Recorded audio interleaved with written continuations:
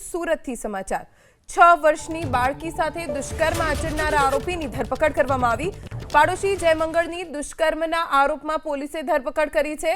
ઘટનાનું રિકન્સ્ટ્રક્શન કરવામાં આવ્યું। પોલીસે આરોપીની ધરપકડ કર્યા પછી બાળકીના માતા-પિતા કામ પર જતા પાછળથી બાળકીને શિકાર બનાવી હતી। પોલીસે જ્યાં દુષ્કર્મ આચર્યું ત્યાં લઈ જઈ પરિવારની માફી મંગાવી। દુષ્કર્મનો ભોગ બનનારી બાળકી હાલ હોસ્પિટલમાં સારવાર હેઠળ છે।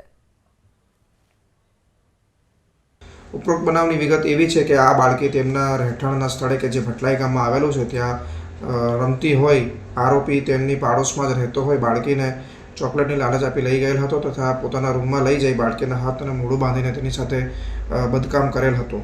ત્યારબાદ બાળકી આ બાબત પોતાના ઘરે જણાવતા બાળકીના માતા પિતા બાળકીને પોલીસ સ્ટેશન લાવી આ અંગેની ફરિયાદ દાખલ કરાવેલ હતી અને આ આરોપી નાસી ગયેલ હતો।